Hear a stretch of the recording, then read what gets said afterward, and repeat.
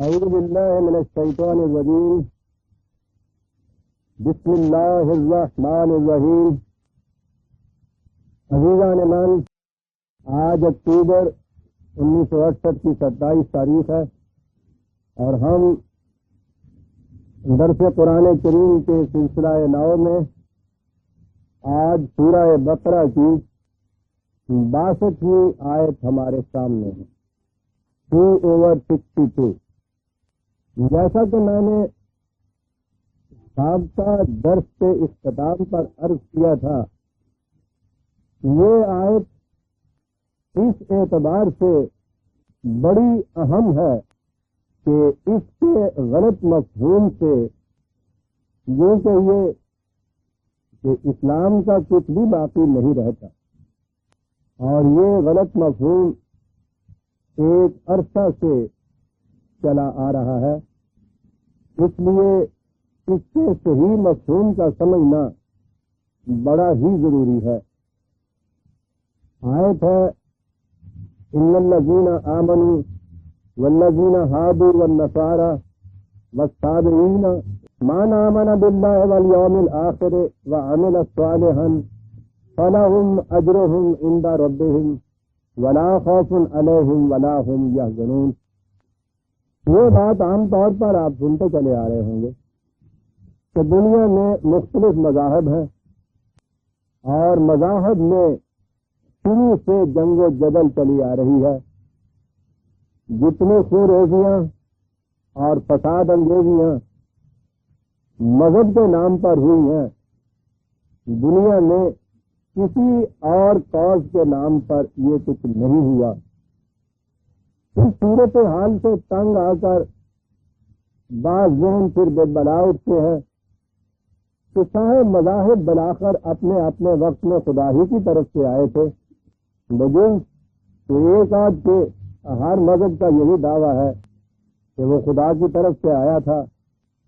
تو جب یہ صورت ہے تو اسے تسلیم کر لینا چاہیے کہ تمام مذاہب اپنی اپنی جگہ سچے ہیں۔ یہ ساری خرابیاں، یہ ساری سر پھٹول، یہ جنگ و جدل اس بات کا نتیجہ ہے کہ ہر مذہب دعویٰ یہ کرتا ہے کہ میں ہی سچا مذہب ہوں، کوئی دوسرا مذہب سچا نہیں ہے۔ اور اس دعویٰ کرنے میں کیونکہ اسلام پیش ہے، اس لیے سب سے بڑا اعتراض خود مسلمانوں کے خلاف ہوتا ہے کہ ان کی بھی یہ کیفیت ہے، اور اتفاق یہ ہے کہ یہ آخری مذہب ہے مذاہب کے سلسلے میں۔ اس لیے یہ جب دعویٰ کرتا ہے کہ سچا مذہب یہی ہے، کوئی دوسرا مذہب سچا نہیں ہے، تو کہا جاتا ہے کہ یہ تو بڑی ہی تنگ نظری ہے۔ اپنے ہی مذہب کو سچا کہنا اور باقی مذاہب کے متعلق یہ کہنا کہ سچائی ان میں نہیں ہے، یہ بڑی تنگ نظری ہے۔ وسعت ظرف کا تقاضا یہ ہے کہ ہر ایک کے متعلق کہا جائے کہ اس میں سچائی ہے۔ پھر بعض لوگ اس سے آگے بھی بڑھے، انہوں نے کہا کہ یہ مختلف مذاہب کی یہ جو الگ الگ شناختیں ہیں، الگ الگ تفریق ہے ان کی، اس کو ختم کر دینا چاہیے۔ ان میں جتنے کامن ڈینامینیٹرز ہیں، جتنی مشترک باتیں ہیں، وہ بڑی اچھی اخلاقی باتیں ہیں، ان کو ایک جگہ اکٹھا کر لینا چاہیے اور اس کا نام سچا مذہب رکھنا چاہیے۔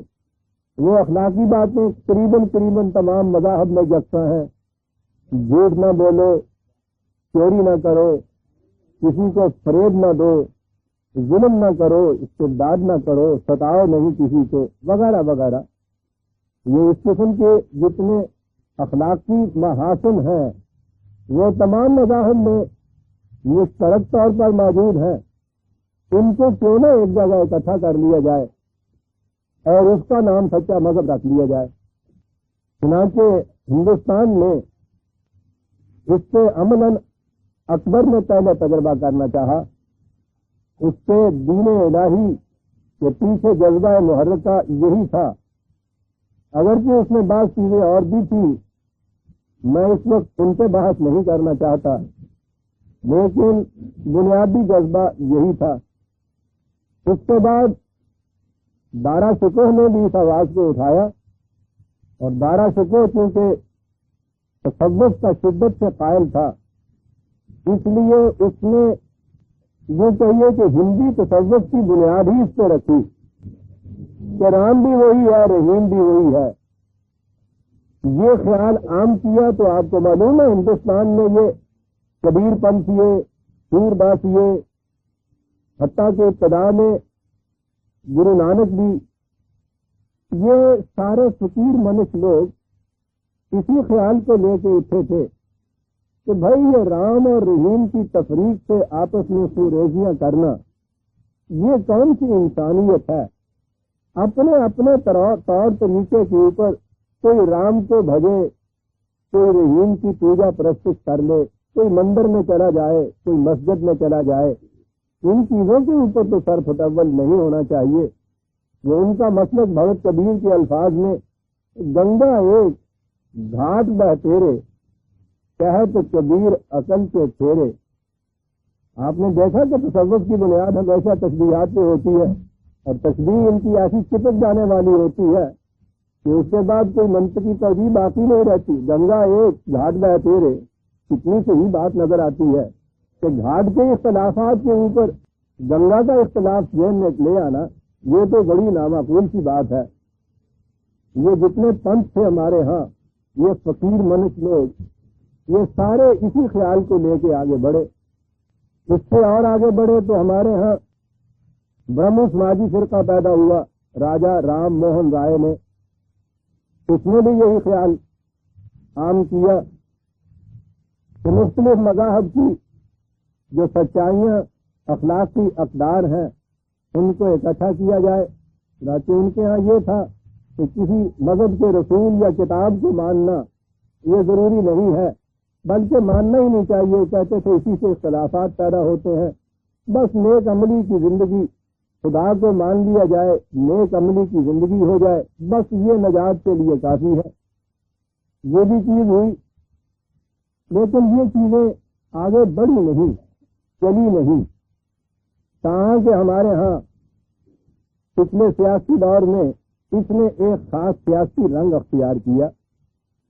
تحریک پاکستان اور اس سے پہلے علامہ اقبال نے جب یہ تصور دیا تھا کہ مسلمان اپنے دین کی بنیادوں پر ایک الگ قومیت رکھتے ہیں، تو یہ چیز وہاں ہندوؤں کے دل میں خار پہلی بن کر کھٹکی، اور وہاں سے یہ خیال پیدا ہوا کہ یہ جو الگ مذہب کا تصور ہے، اور تصور بھی یہ کہ مسلمانوں کے ذہن میں یہ خیال ہے کہ ان کا مذہب افضل ہے دیگر مذاہب سے، جب تک یہ خیال ان کے دل سے نہ نکالا جائے گا، یہ الگ جدا گانا قومیت کا تصور بر بنائے آئیڈیالوجی ان کے ذہن سے محض نہیں ہو سکتا۔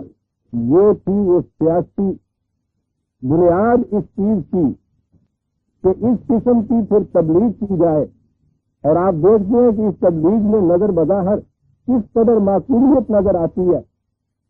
مہاتما گاندھی نے اس تاریخ کو عام کیا کہ صاحب یہ مذاہب کی آپس کی جنگ و جدل یہ کہے کے لیے، بنیاد اس کی یہ ہے کہ ذہن میں یہ ڈال دیا جاتا ہے کہ صاحب ہمارا مذہب سچا ہے، دوسرا مذہب سچا نہیں ہے۔ انہوں نے کہا کہ ہم ہندو تو اپنے بچوں کو یہ نہیں سکھاتے، یہ مسلمان بچپن سے ہی اپنے بچوں کے ذہن میں یہ بات ڈال دیتے ہیں کہ سچا افضل مذہب اسلام ہی ہے، دوسرا مذہب نہیں ہے۔ اس لیے یہاں بچوں کی تعلیم ایسی ہونی چاہیے کہ جس میں ان مذہبی تفریقات کو الگ کر کے سمجھایا انہیں یہ جائے کہ تمام مذاہب اپنی اپنی جگہ یکساں طور پر سچے ہیں، کسی ایک کو دوسرے پر کسی قسم کی فوقیت اور افضلیت حاصل نہیں ہے۔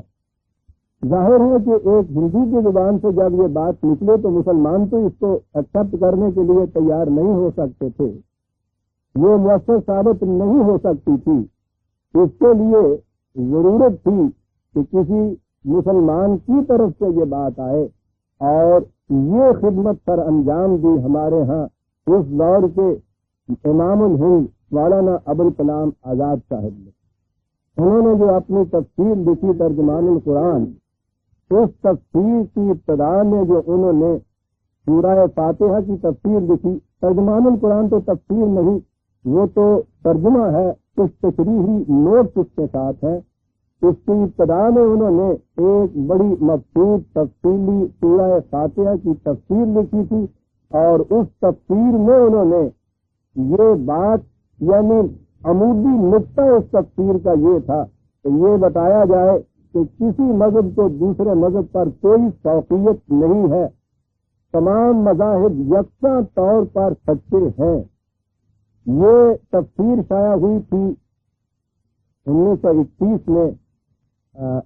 پھر وہ میں والی بات آ جاتی ہے، لیکن بعض اوقات ناگزیر ہو جاتی ہے۔ دور وہ تھا ابوالکلام آزاد قلم کا سلطان، کلام کا شہنشاہ مانا جاتا تھا، ان کے علم کی بڑی بھاگ تھی۔ یہ تفسیر قریباً 25-30 برس سے اس کا غلغلہ چلا آ رہا تھا، لوگوں کو بڑا انتظار تھا اس کا، بڑے ہی انتظار کے زمانے میں یہ شائع ہوئی تھی، لوگوں نے اس کو پھر آنکھوں پر لیا، اور یہ تفسیر ہندوستان میں عام ہونی شروع ہو گئی۔ اس کے خلاف کسی شخص نے کچھ نہیں کہا تھا، اور بطور تحدیث نعمت میں عرض کروں گا کہ یہ سعادت کسی فقیر کے حصے میں یہ آئی۔ صرف میرا پہلا مضمون تھا جو اس کے خلاف شائع ہوا 1933 میں، جنوری 1933 کے معارف میں میرا مضمون اس کے اوپر تنقید شائع ہوئی تھی، اور اللہ تعالیٰ کا یہ فضل تھا کہ اس ایک تنقید نے تاریخ کے دھارے کا رخ موڑ دیا، اور وہ جتنا اثر پیدا کرنا چاہتے تھے ہندوستان کے اندر، اس کی وجہ سے وہ سارا وہی کا وہی رک گیا۔ مہاتما گاندھی کی واردہ کی تعلیمی اسکیم، جسے ڈاکٹر ذاکر حسین خان صاحب نے مرتب فرمایا تھا، جو آج کل صدر ہیں وہاں کے، اور جس کا بنیادی نقطہ یہی تفسیر تھی، وہ اسکیم فیل ہوئی۔ اس کی بنیادوں پر جو نصاب مرتب ہوا تھا وہ انہیں بمبئی کے ساحل پر سمندر میں ڈبونا پڑا، اور ہندوستان میں یہ خیال آئندہ کے لیے ختم ہوا۔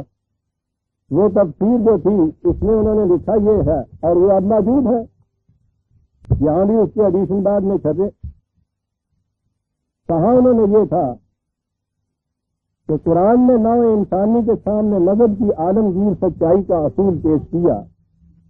اس نے نہ صرف یہی بتلایا کہ ہر مذہب میں سچائی ہے، بلکہ صاف صاف کہہ دیا کہ تمام مذہب سچے ہیں۔ اس نے کہا دین خدا کی عام بخشش ہے، اس لیے ممکن نہیں کہ کسی ایک قوم اور جماعت کو دیا گیا ہو اور دوسروں کو اس میں سے کوئی حصہ نہ ہو۔ ٹھیک ہے، میں آگے چل کے عرض کروں گا کہ اس میں مغالطہ کہاں ڈالا جا رہا ہے۔ اس نے بتایا کہ تمہاری مذہبی گروہ بندیوں کو اور ان کے ظواہر و رسوم کو انسانی نجات و سعادت میں کوئی دخل نہیں۔ یہ گروہ بندیاں تمہاری بنائی ہوئی ہیں، ورنہ خدا کا ٹھہرایا ہوا دین تو ایک ہی ہے۔ وہ دین حقیقی کیا ہے؟ وہ کہتا ہے کہ ایک خدا کی پرستش اور نیک عملی کی زندگی۔ جو انسان بھی ایمان اور نیک عملی کی راہ اختیار کرے گا اس کے لیے نجات ہے، خواہ وہ تمہاری گروہ بندیوں میں داخل ہو یا نہ ہو۔ اس نے صاف صاف لفظوں میں اعلان کر دیا کہ اس کی دعوت کا مقصد اس کے سوا کچھ نہیں کہ تمام مذاہب اپنی مشترک اور متفقہ سچائی پر جمع ہو جائیں۔ وہ کہتا ہے کہ تمام مذاہب سچے ہیں، لیکن پیروان مذاہب سچائی سے منحرف ہو گئے ہیں۔ اگر وہ اپنی فراموش کردہ سچائی اکثر نو اختیار کر لیں تو میرا کام پورا ہو گیا، انہوں نے مجھے قبول کر لیا۔ تمام مذاہب کی مشترک اور متفقہ سچائی یہی ہے جسے وہ الدین اور الاسلام کے نام سے پکارتا ہے۔ دوسرے مقام پہ انہوں نے لکھا ہے کہ قرآن کہتا ہے کہ یہ اعمال و رسوم نہ تو اصل حقیقت ہے، نہ ان کا اختلاف حق و باطل کا اختلاف ہے، یہ محض مذہب کی عملی زندگی کا ظاہری ڈھانچہ ہے، لیکن روح و حقیقت ان سے بالا تر ہے، اور وہی اصل دین ہے۔ یہ اصل دین کیا ہے؟ ایک خدا کی پرستش اور نیک عملی کی زندگی۔ یہ کسی ایک گروہ کی میراث نہیں ہے کہ اس کے سوا کسی انسان کو نہ ملی ہو۔ اصل فکرہ یہ ہے، یہ تمام مذاہب میں یکساں طور پر موجود ہے۔ جتنے مذاہب بھی موجود ہیں دنیا میں، ان میں یہ دین اپنی حقیقی شکل میں موجود ہے، اس لیے تمام مذاہب سچے ہیں، ان کے ماننے والے اس کی تعلیم سے منحرف ہو گئے ہیں، اور اس کا ہر ایک کو اقرار ہوتا ہے۔ تو اگر وہ اپنے اپنے مذہب کی ان سچائیوں کے اوپر عمل پیرا ہو جائیں تو پھر وہ کہتا ہے کہ اسلام کہتا ہے کہ میرا کام ہو گیا۔ یعنی اسلام آیا اسی لیے تھا کہ وہ تمام اہل مذہب سے یہ کہے کہ اپنے اپنے طریقے پہ، اپنے اپنے طور پر جس طرح بھی تم خدا کو مانتے ہو، جو جو چیزیں بھی تم اپنے ہاں نیکی کی سمجھتے ہو، ان کے اوپر تم عمل کر لو تو میرا کام ہو گیا۔ آپ نے دیکھا کہ یہ وہی چیز کس انداز سے پیش کی گئی، اس کی سیاسی اہمیت کا اندازہ اس سے لگائیے کہ ان کی تفسیر کے اس حصے کو کانگریس نے ہندی اور گجراتی زبان میں اس کا ترجمہ کرایا تھا، اور سارے ہندوستان میں اس کی عام اشاعت کی گئی۔ جو حضرات اس زمانے میں تاریخ پاکستان سے دلچسپی رکھتے ہیں انہیں یاد ہوگا یہ واقعات ان کے سامنے رونمائی ہوئے تھے، یہاں ہندوستان کے اندر یہ کچھ ہو رہا تھا اس تاریخ کے متعلق۔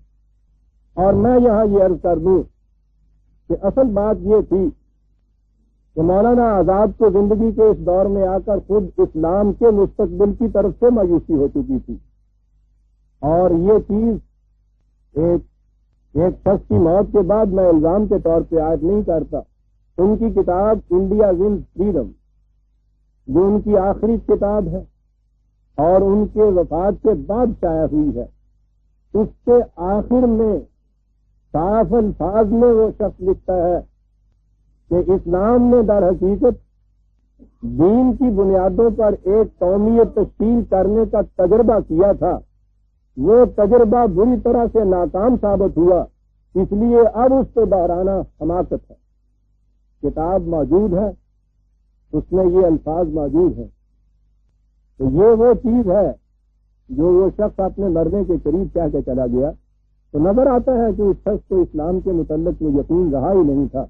جب یہ چیز باقی نہ رہے تو پھر یہ چیزیں تو آ ہی جاتی ہیں کہ ٹھیک ہے صاحب، اپنے اپنے طور پہ رام بھی وہی ہے، رحیم بھی وہی ہے۔ یہ ہے پس منظر، اور اس کی تائید وہ لاتے ہیں اس آیت سے جو میں نے آپ کے سامنے پیش کی۔ آیت کا ترجمہ عام طور پہ یہ کیا جاتا ہے کہ جو لوگ بھی ایمان لائے، یعنی مسلمان، یہودی ہوں، نصارہ ہوں، تابعین ہوں، یہ ستارہ پرست ایک قوم تھی جیسے مجوسی، جو بھی اللہ اور آخرت پر ایمان لے اور نیک عمل کرے تو ان کے لیے ان کا اجر ہے ان کے خدا کے ہاں، ان پہ کسی قسم کا خوف اور حزن نہیں ہوگا۔ تو اب اس میں وہ کہتے یہ ہے کہ عیسائی رہے، کوئی یہودی رہے، مسلمان رہے، مجوسی رہے، بس اللہ اور آخرت پر ایمان لائے، نیک عملی کی زندگی ہو تو بس پھر یہ ٹھیک ہے، اس سے زیادہ کچھ اور چاہیے ہی نہیں ہے۔ یہاں سوال یہ پیدا ہوتا ہے کہ نیک عملی کی زندگی جسے آپ یہ چند اخلاقی چیزیں کہی ہیں، آپ نے چوری نہ کرو، جھوٹ نہ بولو، فریب نہ دو، ظلم نہ کرو، اس کے لیے یہ شرط بھی جو ہے کہ اللہ اور آخرت پر ایمان رکھے، اس کی بھی پھر کیا ضرورت ہے؟ اگر ایک باہریہ یہی کچھ کرتا ہے، جھوٹ نہیں بولتا، فریب نہیں دیتا، ظلم نہیں کرتا، استبداد نہیں کرتا، اس کا اجر کیوں نہ ہو؟ یہ بھی شرط کیوں ضروری تھا؟ کسی مذہب کے ساتھ وابستہ ہونا کیا ضروری ہو گیا؟ یہ خدا پر ایمان کیوں ضروری ہے؟ یہ آخرت پر ایمان کیوں ضروری ہے؟ کیا خدا اس لیے اس کو اس کا اجر نہ دے گا کہ تم نے مجھے مانا کیوں نہیں تھا؟ تعلق کیا ہے ان چیزوں کا؟ اگر اتنی سی بات ہے تو یہ شرط بھی نہیں ہونی چاہیے اس کی۔ یہ جو مولانا آزاد کہتے ہیں کہ صاحب خدا پرستی اور نیک عملی، خدا پرستی بھی کیوں اس کے اندر؟ یہ نیک عملی ٹھیک ہے پھر تمہارے تصور کے مطابق، نظر بظاہر آپ دیکھیے کہ یہ چیز یوں بڑی معقول سی نظر آتی ہے۔ بنیادی غلطی اس میں برادران عزیز وہی ہے جو میں برسوں سے دہرائے چلا آ رہا ہوں کہ اسلام کو ایک مذہب سمجھ لیا گیا۔ مذہب کے تصور کی روح سے یہ سب باتیں تھیں۔ مذہب ہے کیا؟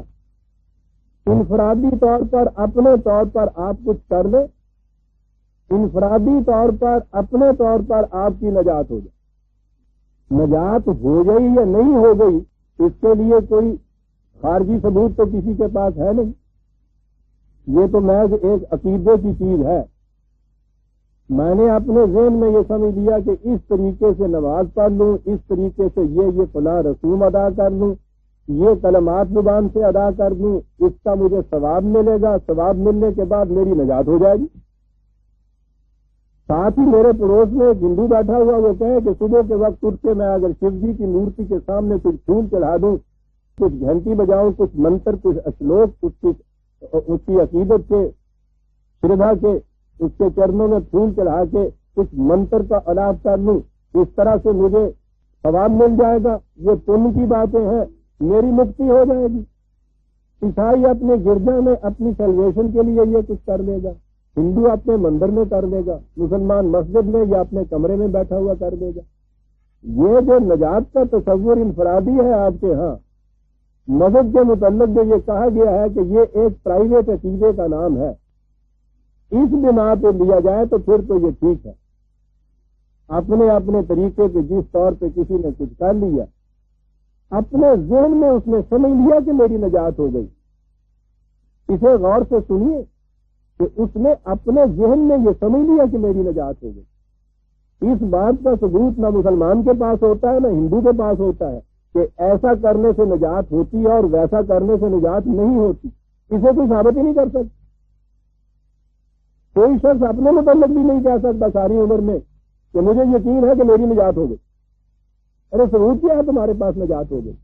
ثبوت پھر ایک عقیدہ ہے کہ پہلے عقیدہ یہ ہے کہ اگر یہ چیزیں یوں کر لی جائیں، نماز وقت پہ پڑھ لی جائے، روزے رکھ لیے جائیں، یا ہندوؤں کے ہاں یہ کہ بھکتی کر دی جائے ایشور کی، پرماتما کے لیے یہ کچھ کیا جائے، اس قسم کے رسومات ادا کر لی جائیں، یہ کام کر لیے جائیں، وہ اپنے ذہن میں اس عقیدے کے ماتحت سمجھتا ہے نجات مکتی ہو گئی، یہ اپنے ذہن میں سمجھتا ہے نجات ہو گئی۔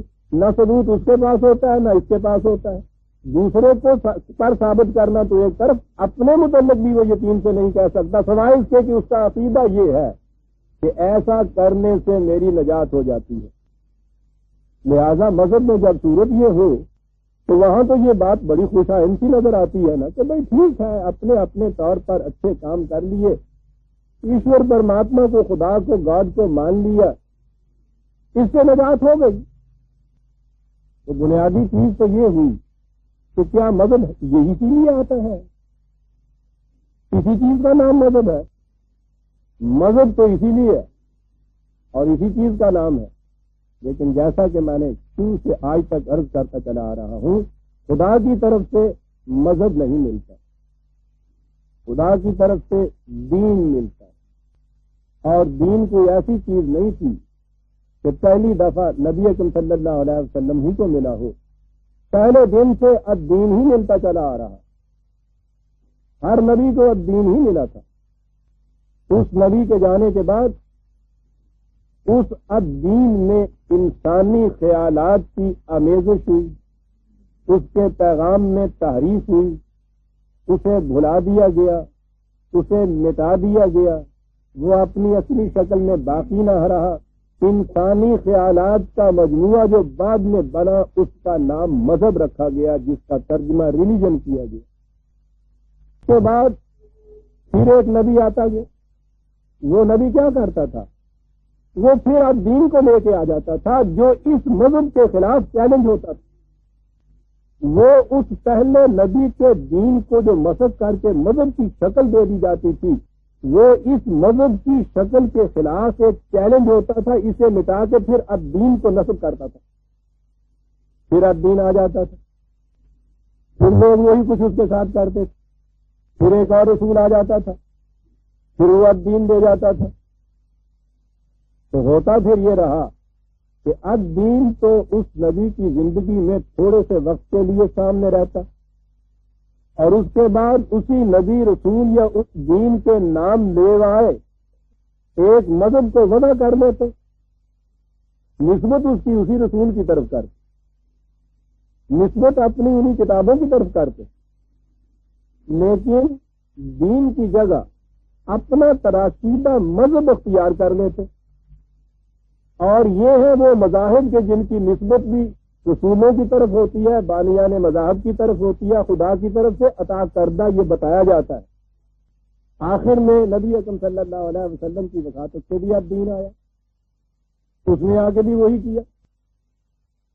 یہ دین کسی ایک مذہب کے خلاف چیلنج نہیں ہوتا تھا، یہ نفس مذہب کے خلاف چیلنج ہوتا تھا کہ دنیا میں جہاں جہاں بھی دین کو بگاڑ کے مذہب بنا دیا گیا ہے، یہ ان کو مٹا کر ان کی جگہ الدین کو ثبت کرنے کے لیے آیا کرتا تھا.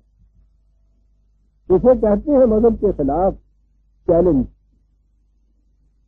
دین کرتا یہ تھا. آخری مرتبہ نبی اکرم صلی اللہ علیہ وسلم نے ایسا کیا.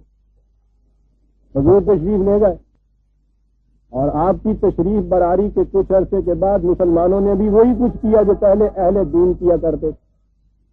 پھر یہ مذہب کے اندر تبدیل کیا، پھر اسلام مذہب بن کے رہ گیا. لیکن مسلمانوں میں اور دیگر اہل مذاہب میں ایک بنیادی فرق ہے، اور وہ بنیادی فرق یہ تھا کہ باقی اہل مذاہب میں سے کسی کے پاس خدا کا وہ ضابطہ جو الدین جس کے اندر ہوتا تھا، خدا کی وحی، خدا کی کتاب اپنی اصلی غیر محرف شکل کے اندر دنیا میں کہیں موجود نہیں تھی. اور اسلام کا ضابطہ دین جو خدا کی طرف سے ملا تھا نبی اکرم صلی اللہ علیہ وسلم کو، وہ حرفاً اپنی اصلی منزہ غیر محرف شکل کے اندر آج تک موجود ہے. یہ بہت بڑا بنیادی فرق ہے. باقی اہل مذاہب اگر آج چاہیں بھی کہ وہ مذہب کی جگہ الدین اپنے ہاں رائج کر لیں تو ان کے لیے ناممکن ہے کہ الدین جو ان کے بانی مذہب کو یا ان کے رسول کو ملا تھا وہ تو کسی جگہ موجود ہی نہیں ہے. اور یہ وہ چیز نہیں کہ جو ہم مسلمان یا اسلام ماننے والے اس کا دعویٰ کرتے ہیں. جیسا کہ میں نے اپنی کتاب مذاہب عالم کی آسمانی کتاب مبینہ آسمانی کتابوں میں تمام مذاہب عالم کی کتابوں کی تاریخ لکھ کر یہ بتایا ہے، ان کے اپنی زبان سے اس کا اعتراف، خود وہ اہل مذاہب اس کا اعتراف کرتے ہیں کہ ہمارے پاس اپنے مذہب کی اصلی کتاب موجود نہیں ہے. اور وہی غیر اسلام جو لوگ ہیں محققین اور مورخین، وہ اس کے ساتھ وہ اس کی بھی شہادت دیتے ہیں کہ قرآن اپنی اصلی شکل میں واقعی دنیا میں موجود ہے. لہذا قرآن کو الدین ماننے والوں کا یہ دعویٰ کہ خدا کی طرف سے دیا ہوا دین صرف اس کے اندر ہے، کہیں اور نہیں ہے، ایک ایسا دعویٰ ہے کہ جس کی شہادت تاریخ دے رہی ہے. یہ نہیں ہے کہ تمہاری اپنا ہی بانڈا سلاؤں دیا گئی ہے. قسم گوئے کے دو من ترشس، ہر دکاندار یہ کہتا ہے کہ صاحب اصلی کھرا مال یہاں ملے گا، باقی دکانوں کے اوپر صاحب جاپانی ہے. یہ چیز نہیں ہے، بلکہ یہ علم، تاریخ، بصیرت، فکر کی دنیا کا ایک فیصلہ ہے کہ خدا کی طرف سے عطا کردہ کتاب اپنی اصلی شکل کے اندر قرآن کے علاوہ دنیا میں اور کوئی نہیں ہے. یہ مسلمان کا دعویٰ نہیں ہے، یہ تاریخ کی شہادت ہے. لہذا اگر یہ مسلمہ مان لیا جائے کہ دین وہی ہے سچا کہ جو خدا کی طرف سے ملا تھا، تو اس کا اگلا لازمی منطقی نتیجہ یہ ہے کہ خدا کی طرف سے جو دین ملا تھا وہ قرآن کے علاوہ کہیں اور ہے نہیں. ساری دنیا اس چیز کو مانتی ہے. لہذا پہلی اگر چیز مان لی جائے کہ دین سچا وہی ہے جو خدا کی طرف سے ملا تھا، تو اگلا نتیجہ جو ہے وہ اس کا منطقی نتیجہ ہے کہ اب قرآن کے علاوہ پھر اب دین اور کہیں ہے نہیں. اس لیے آپ نے یہ دیکھا کہ باقی اہل مذاہب اگر یہ کہیں کہ نہیں صاحب مذاہب یکساں طور پر سچے ہیں، تو وہ ان کا دعویٰ بے بنیاد ہے، کیونکہ وہاں تو الدین ہے ہی نہیں. وہاں خدا کی کتاب وہ ہے ہی نہیں جس کے اندر الدین تھا. جو بھی ان کے پاس ہے انسانی خیالات کے مجموعے ہیں. لیکن اس کے مقابلے میں اگر قرآن کو ماننے والا یہ کہے کہ الدین صرف اس کتاب کے اندر ہے، تو اس کا یہ دعویٰ یہ نہیں کہا جائے گا کہ یہ اپنے دین کو سچا کہتا ہے باقیوں کو جھوٹا کہتا ہے، بلکہ ایک علمی اور تاریخی شہادت کا بیان ہوگا. یہ ہے وہ مغالطہ جو یہ لوگ دیتے ہیں جب کہتے ہیں کہ صاحب تمام مذاہب خدا کی طرف سے ملے تھے. جیسا کہ ابوالکلام آزاد نے لکھا، یہ نہیں ہو سکتا کہ کسی ایک قوم کو دیا گیا ہو اور دوسری کو نہ دیا گیا ہو، بالکل صحیح ہے یہ۔ قرآن خود یہ کہتا ہے کہ کوئی قوم دنیا کی ایسی نہیں جس کے اندر ہم نے اپنا ہدایت دینے والا نہیں بھیجا۔ دنیا کی ہر قوم میں، ہر ملک میں خدا کی طرف سے ہدایت دینے والے انبیاء کرام آئے، یہاں تک تو یہ صحیح ہے، لیکن مغالطہ وہاں آگے چل کے ہے کہ یہ اپنے وقت کے اندر ان کو ملا تھا الدین۔ سوال تو یہ ہے کہ وہ جو الدین ان کو ملا تھا وہ کہیں ہے بھی کسی کے پاس موجود آج؟ اگر کسی اہل مذہب کے پاس وہ الدین موجود ہے جو ان کے بانی مذہب کو خدا کی طرف سے ملا تھا تو وہ پیش کرے دنیا میں۔ اگر وہ اپنی اصلی شکل میں کہیں ہوگا تو اس میں اور قرآن میں کوئی فرق نہیں ہوگا دین کے اعتبار سے، لیکن وہ تو ہے ہی نہیں دنیا میں کہیں اور۔ لہذا یہ کہنا کہ صاحب مسلمان جب یہ کہتا ہے کہ اب دین اسی کے اندر ہے تو یہ تو اس کی بڑی تنگ نظری ہے۔ تنگ نظری نہیں ہے، ایک حقیقت کا اعلان ہے، تاریخ کی شہادت کا بیان ہے۔ اس لیے نہیں ہے کہ میں قرآن کو مانتا ہوں اس لیے میں یہ دعویٰ کرتا ہوں۔ یہ دعوت اس کی صداقت کا ثبوت تو شہادت تو وہ لوگ بھی دیتے ہیں جو دین کو، قرآن کو دین نہیں مانتے ہیں، خالص تاریخی طور پہ بھی وہ اس کی شہادت دیتے ہیں کہ یہی کتاب ہے کہ جو اپنی اصلی شکل میں اہل مذہب کے ہاں سے موجود ہے، کسی اور کے پاس اپنی اصلی کتاب موجود نہیں ہے۔ اور اگلی چیز یہ کہ الدین مذہب نہیں ہوتا، اس میں یہ سوال ہی نہیں ہے کہ میں نے اپنے طور پر ذہن میں فیصلہ کر لیا کہ ہاں صاحب میری نجات ہو گئی تو ٹھیک ہے میں مذہب کا سچا پیراو بن گیا۔ دوسرے کے متعلق میں نے فیصلہ کیا کہ یوں کرنے سے اس کی نجات نہیں ہوئی تو وہ فیصلہ ہو گیا کہ وہ جہنم چلا گیا۔ کیوں جی میں نے جو کہہ دیا، یعنی اپنے متعلق میں نے کہہ دیا کہ میری نجات ہوگی تو اس کا ثبوت کیا ہے، اس کے متعلق میں نے کہہ دیا جہنم میں گیا تو اس کا ثبوت کیا ہے؟ ثبوت تو میرا عقیدہ ہے، تو عقیدہ تو سند نہیں ہو سکتی، یہ سوال نہیں۔ اس لیے مذہب کی دنیا کے اندر سر فٹبل ہوتی ہے، دین میں سر فٹبل کا سوال ہی نہیں، اس لیے کہ دین کا مطمع نگاہ صرف آخرت کی نجات نہیں ہے، وہ اس دنیا کے اندر ایک نظام تمدن، نظام تہذیب، نظام معاشرت، نظام معیشت، نظام سیاست، ایک نظام دیتا ہے وہ اس دنیا کے اندر قائم کرنے کے لیے۔ اور دعویٰ یہ ہے اس کا کہ انسانیت کی جتنی مشکلات ہیں ان کا حل اس نظام کے اندر ہے جو الدین دیتا ہے، اس کے علاوہ کسی اور نظام میں نہیں مل سکتا۔ دعویٰ سن لیا آپ نے، اس کا ثبوت اب اعتقادی نہیں ہے، ثبوت اس کا یہ ہے کہ علمی اور نظری طور پہ آپ چاہتے ہیں تو یہ جو نظام ہے اس کی جتنی بنیادی اصول ہیں ان کو آپ پرکھ کر دیکھ لیجیے، اور اگلا ثبوت یہ ہے کہ اسے عملاً متشکل کر کے دیکھ لیجیے۔ اور تاریخ کی شہادت یہ ہے کہ جب یہ متشکل ہوا تو اس نے کس قسم کے نتائج پیدا کیے اسی دنیا کے اندر، محسوس نتائج، مرئی نتائج، پرسپٹیبل ریزلٹ، تاریخی شہادت کی بنیاد کے اوپر وہ نتائج یہ تمہارے سامنے ہے۔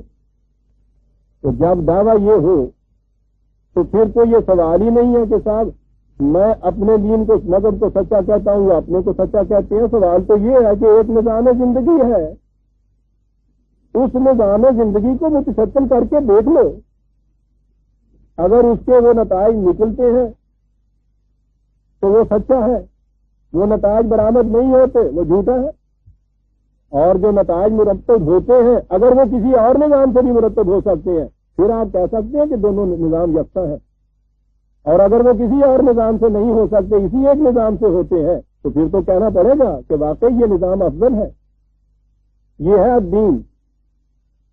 اس سے پہلے تو یہ بات شاید سمجھ میں نہ آ جاتی، ہمارے دور میں یہ باتیں آسانی سے سمجھ میں آ جاتی۔ ایک دین ہے کمیونسٹ کا، میں الدین نہیں کہہ رہا، الدین تو ایک ہی ہوتا ہے جو خدا کی طرف سے ملتا ہے۔ دین کے معنی نظام زندگی، کمیونزم ایک دین کی حیثیت سے وہ پیش کرتے ہیں، نظام زندگی۔ کیپیٹلزم بھی ایک اس کے مقابلے میں دوسرا دین ہے، نظام زندگی۔ ان میں آپس میں جو اختلاف ہے وہ اعتقادی نہیں ہے۔ کمیونسٹ یہ کہتا ہے کہ ہم اس نظام کو ہم نے متشکل کر کے دکھا دیا، اس کے نتائج دیکھ لیجئے، اس کے مقابلے میں وہ یہ کہتے ہیں کہ ہم اپنے ہاں اس نظام کو مستقل کیے ہوئے ہیں، اس کے نتائج دیکھ لیجیے۔ اب کسی شخص کا یہ کہنا کہ صاحب کمیونزم بھی صحیح ہے، کیپٹلزم بھی صحیح ہے، حماقت ہے۔ ان دونوں میں کوئی موازنہ کیجیے، ان کا ایک تقابل ہوگا۔ یہ تو ضدین ہے، یہ تو ایک دوسرے سے اپوزٹ ہے، کنٹراڈکشن ہے ان کے اندر۔ تو دو سیلف کنٹراڈکٹری چیزیں، باہم متضاد چیزیں، دونوں تو سچی نہیں ہو سکتی، ان میں سے کسی ایک نتیجے میں پہنچنا ہوگا۔ جمہوریت اور ملوکیت یہ دو دین ہیں، یہ دو نظام سیاست ہیں۔ جمہوریت کے نمبردار یہ کہتے ہیں کہ یہ نظام ہے جو انسانیت کو سود کرتا ہے، اس کے مقابل میں پہلے ملوکیت یا آج ڈکٹیٹرشپ سمجھ لیجیے، نازیزم یا فیشزم کی ڈکٹیٹرشپ۔ ڈکٹیٹرشپ کا یہ دعویٰ ہے کہ نہیں صاحب یہ نظام ہے جو انسانیت کے لیے صحیح نتائج پیدا کرتا ہے، اس کا فیصلہ اعتقاد کے طور پہ نہیں ہو سکتا۔ فیصلہ اس کا یہ ہوتا ہے کہ دونوں نظام جہاں عملاً متشکل ہوں، وہ نتائج کیا پیدا کرتے ہیں، وہ نتائج یہ بتا دیں گے کہ ان میں سے کس نظام کا دعویٰ سچا ہے اور کس نظام کا دعویٰ جھوٹا ہے۔ اسے کہیں گے کہ ان دونوں میں سے کون سا دین سچا ہے اور کون سا دین جھوٹا ہے۔ تو آپ نے دیکھا کہ مذہب کی دنیا کے اندر تو کوئی فیصلہ کن معیار ہو ہی نہیں سکتا، کوئی آبجیکٹو اسٹینڈرڈ ہی نہیں ہوتا، کوئی خارجی معیار نہیں ہوتا اس میں۔ ایک سبجیکٹو عقیدہ ہے، ذہنی طور پہ آپ یوں مانتے ہیں، دوسرا یوں مانتا ہے، اور دین میں معیار خارجی ہوتا ہے، اور معیار ہوتے ہیں وہ نتائج جو اس دین سے پیدا ہوتے ہیں۔ یہ تھا وہ معیار پرکھنے کا جس کے متعلق نبی اکرم صلی اللہ علیہ وسلم مخالفین سے بار بار کہتے تھے، قل یا قوم نبو علی مکانتکم انی عامل فسوف تعلمون۔ تم اپنے اس دین کے مطابق، اپنے نظام کے مطابق، جو تمہارا یہ روش ہے جسے تم کہتے ہو کہ یہ صحیح نظام زندگی ہے، تم اس کے مطابق کام کرتے جاؤ، میں اس میں انٹرفیئر نہیں کرتا، تم اسے اپنے عملاً متشکل کرو۔ میں چاہتا صرف یہ ہوں کہ مجھے اس دین کو اپنے یہاں متشکل کرنے دو، اس میں تم انٹرفیئر نہ کرو۔ فسوف تعلمون، یہ عنقریب تم جان لو گے کہ ان میں سے کون سا وہ دین ہے، کون سا نظام ہے وہ جو صحیح نتائج جس کا یہ مدعی ہے وہ پیدا کرتا ہے۔ بات صاف ہو جائے گی۔ آپ دیکھتے ہیں کہ یہ پریگمیٹک ٹیسٹ جو ہے، نتائج سے کسی دعوے کی تصدیق یا تکذیب کا ثبوت بہم پہنچانا، یہ دین میں ممکن ہے، مذہب میں نہیں۔ مذہب کے سارے نتائج آخرت پہ چھوڑ دیتے، وہاں سے نہ کوئی پلٹ کے آیا، نہ کسی نے آ کے بتایا، نہ یہاں بیٹھے ہوئے ہم دیکھ سکتے ہیں کہ وہاں کیا ہو رہا ہے۔ اس کا مدار سارا انفرادی عقیدے پہ ہوتا ہے۔ یہاں کی زندگی جس طرح سے جی چاہے ہوتا بسر کیجئے، وہاں جا کے آپ کی نجات و سعادت۔ دین کہتا ہے یہاں کی زندگی کس طرح سے بسر کی جائے گی، یہ ہے میرا دعویٰ۔ اور میں یہ کہتا ہوں کہ اگر اس نظام کے تابع آپ زندگی بسر کریں گے تو پھر آپ دیکھیں گے کہ انسانیت جس جہنم میں مبتلا چلی آ رہی ہے اس سے اس کا چھٹکارا ہوگا، اور یہ دنیا کی زندگی تمہاری جنت کی زندگی ہوگی۔ اور کیونکہ یہی زندگی آگے چلتی ہے، جس کی یہاں کی زندگی جنت کی زندگی ہوگی، اس کی آخرت کی زندگی بھی جنت کی زندگی ہوگی۔ وہ اس زندگی کو یہاں سے الگ نہیں کرتا، وہ یہاں کا تسلسل ہے، کنٹینیوٹی ہے۔ تو معیار جو ہے یہاں کے نظام کے نتائج ہو گئے معیار دین کے اندر۔ اب یہ چیز تو کہی جا سکتی ہے کہ مذاہب سب سچے ہیں، یہ کوئی نہیں کہہ سکتا کہ ادیان سب سچے ہیں۔ نظام حیات کے متعلق یہ نہیں کہا جا سکتا، اور اگر کوئی کہتا ہے تو اس کے بعد یہ ہے کہ صاحب بہت اچھا، ان کو عملاً متشکل کر کے دیکھ لیجیے۔ یہ سائنٹیفک پروسیس ہے۔ سائنٹسٹ اپنے فارمولے کے متعلق کہتا یہ ہے کہ اس کے یہ نتائج مرتب ہوں گے۔ اس دعوے کا ثبوت کیا ہے؟ لیبارٹری ہے، ٹیسٹ ٹیوب ہے۔ تو کہتا ہے اس کے مطابق وہاں تم بیٹھ کے یہ کچھ کر کے دیکھ لو، دیکھو تو صحیح، اس کے بعد پھر یہ نتیجہ مرتب ہوتا ہے یا نہیں مرتب ہوتا۔ تو دو متضاد فارمولے تو بیک وقت صحیح نہیں ہو سکتے میرے بھائی۔ دو اگر متضاد فارمولوں کے دعویٰ کرنے والا ایسا کرتے ہیں تو لیبارٹری دونوں میں سے ایک کو جھوٹا ثابت کر دے گی. لہذا یہ کہنا حماقت ہوگا کہ سائنس کے دو متضاد فارمولے بیک وقت سچے ہو سکتے ہیں. دین تو ایک سائنٹیفک حقیقت ہے، یہی اس کا معیار ہے. لہذا یوں کہیے کہ یہ اتفاق ہے کہ ہم ان گھروں میں پیدا ہو گئے کہ جن گھروں کے اندر قرآن اپنی شکل میں، اصلی شکل میں موجود ہے. لہذا ہماری یہ پوزیشن ایڈوانٹیجز ہے کہ ہم کہہ سکتے ہیں کہ دین جو ہے وہ ہمارے ہی ہاں ہے، اگرچہ یہ چیز بھی ہمارے ہاں اب محض عقیدے کی حیثیت رکھتی ہے. ثابت ہم بھی نہیں کر سکتے، یہ تو ثابت کر سکتے ہیں کہ دین اس قرآن کے اندر جو ہے، قرآن غیر محرف شکل میں ہمارے پاس ہے. دین جس طرح سے ثابت کیا جاتا ہے کہ یہی سچا ہے، وہ تو ہمارے ہاں بھی نہیں ہے. ہم بھی مذہب کے پیراؤ ہیں، دین تو ہمارے ہاں بھی عملاً متشکل نہیں ہو رہا. فارمولہ ہمارے ہاں بھی لیبارٹری میں جا کے ٹیسٹ کے اندر نہیں آ رہا. اس لیے ہم بھی دنیا سے جو گفتگو کرتے ہیں مذہب کی بنیاد پہ کرتے ہیں. یہ روز مناظرے، روز مباحثے ہندوؤں سے، عیسائیوں سے. اب تو خیر یہ چیز کم ہو گئی، یہاں وہ ہندو عیسائی رہے نہیں، اس لیے مناظرے بھی آپس میں ہی ہوتے ہیں ہمارے ہاں، دیوبندیوں سے، بریلویوں سے. لیکن بہرحال یہ جو مناظرے اور مباحثے ہمارے ہوتے تھے دوسرے اہل مذاہب سے، وہ ہوتے کس بنا پہ تھے کہ ہم نے بھی اپنے آپ کو مذاہب میں سے ایک مذہب تسلیم کر لیا ہوا. اور یوں ہی آپ نے اپنے آپ کو ایک مذہب کا حامل کہا. آپ کے پاس کوئی دلیل و ثبوت نہیں ہے کہ آپ یہ بتا سکے کہ نجات اسی سے ہوتی ہے، اس سے نہیں ہوتی. دین کی سطح پہ گفتگو کیجیے تو اس وقت آپ کا تقابل ہندو مت یا عیسائیت کے مذہب سے نہیں ہوگا. اسلام جو دین ہے اس کا موازنہ کرنا ہوگا تو کمیونزم سے کرنا ہوگا، کیپٹلزم سے کرنا ہوگا، ڈیموکریسی سے کرنا ہوگا، ڈکٹیٹرشپ سے کرنا ہوگا. یہ جو دنیا میں ادیان ہیں ان کو آپ باطل کہہ دیجیے، دین نہیں ہے وہ، لیکن آپ کو ان کا جو مقابلہ کرنا ہوگا تو کسی نظام زندگی سے مقابلہ کرنا ہوگا. بنیادی غلطی ہماری یہ چلی آ رہی ہے 1000 برس کہ ہم خود اسلام کو مذہب کی صف کے اندر لے آئے ہوئے ہیں. اور جب آپ مذہب کی صف میں لے آئیں گے تو پھر تو آپ کے پاس کوئی اس قسم کا آبجیکٹو سٹینڈرڈ نہیں ہوگا کہ آپ یہ حتمی طور پر ثابت کر دیں علی رؤوس الاشہاد کہ صداقت اسی کے اندر ہے، دوسرے کے اندر نہیں ہے. صداقت کے معنی ہوں گے نجات، اور نجات میں نے عرض کر دیا ہے وہ تو ایک ذہنی عقیدے کا نام ہے. خارج میں آپ اسے ثابت کیسے کر سکتے ہیں؟ یہ ہے بنیادی غلطی برادران عزیز. اور وہ تمام انبیاء کرام کو وہی دین تھا جو شروع سے آخر تک ملتا چلا آیا. دین پر عمل کرنے کے طریقے جو تھے وہ مختلف زمانوں میں مختلف احوال و ظروف کے تابع ان میں تو تبدیلیاں ہوتی رہیں، لیکن اب دین اپنے اصول کے اعتبار سے ایک ہی تھا اور خدا ہی کی طرف سے ملتا تھا، انبیاء کرام علیہ السلام کی وساطت سے ملتا تھا، دنیا کی ہر قوم کو ملا. 42/13 42/13-14 شرع لکم من الدین. اب دین کا راستہ خدا نے جو دکھایا، ما وصى بہ نوح، حضرت نوح علیہ السلام سے ہمیشہ یہ ابتدا کرتا ہے سلسلہ انبیاء کرام کی قرآن.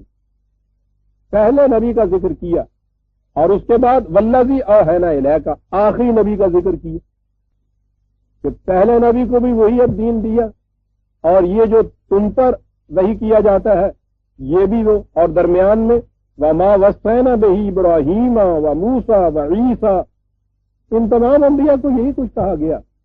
کیا کہا گیا؟ ان اقیم الدین. کہا یہ گیا کہ یہ جو اب دین ہے، یہ نظام زندگی جو تمہیں وحی کی ضرورت کی روح سے ملتا ہے، اب یہ دیکھیے اس کے متعلق کہا کیا؟ اقیم، اس کو قائم کرو، اسٹیبلش کرو اس کو. اب یہ اعتقادی اور ذہنی بات نہ رہی، اس لیے کہ اس کے تو نتائج ہی اس صورت میں برآمد ہونے تھے جب اس کو قائم کیا جاتا. ان اقیم الدین ولا تتفرقوا فیہ، یاد رکھو اس میں تفریق کسی قسم کی نہیں کرنی، اس لیے کہ وہ دین تو ایک ہے، فرق نہ کر لینا اس کے اندر.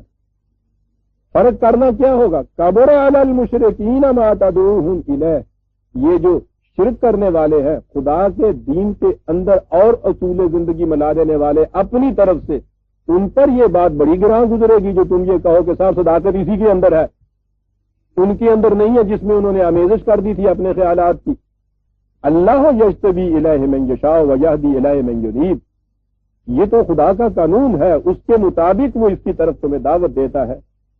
اس کے بعد ہے وَمَا تَفَرَّقُوا إِلَّا مِن بَعْدِ مَا جَاءَهُمُ الْعِلْمُ بَغْيًا بَيْنَهُمْ، یہ مظاہر کیسے بن گئے؟ ہر دین لانے والے کے بعد اس کے جو فالوورز تھے، متبعین تھے، انہوں نے باہمی ضدوں کی بنا پر اپنے مفاد کی خاطر اس کے اندر اختلاف پیدا کر دی۔ بات کتنی واضح ہوگی؟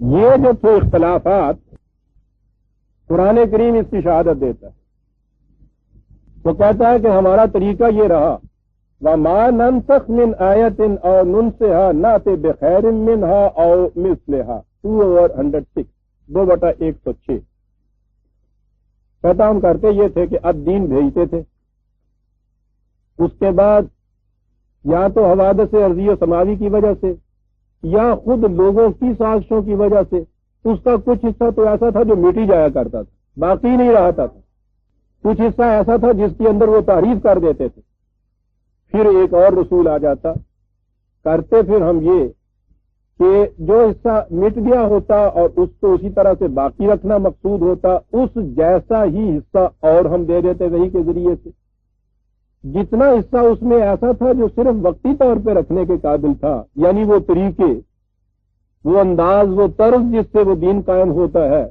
اس میں سے بھی بیشتر حصہ وہی کے ذریعے سے ملتا تھا۔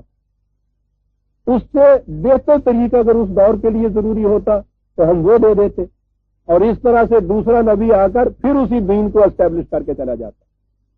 تو آپ نے دیکھا کہ یہ کیا انداز رہا ہے وہی کا، کہ ہر نبی اپنے پہلے نبی کی اصلی تعلیم کو لے کے آتا، اور اگر کوئی چیزیں پہلے نبی کے یہاں ایسی تھی جو صرف وقتی طور پہ ملی تھی، اس سے اس کے زمانے کے حالات کے مطابق جو چیزیں ملنی تھیں وہ اس کی جگہ سبسٹیچیوٹ کر جاتا، یہ پھر اب دین قائم ہو جاتا، یہ پھر چلا جاتا۔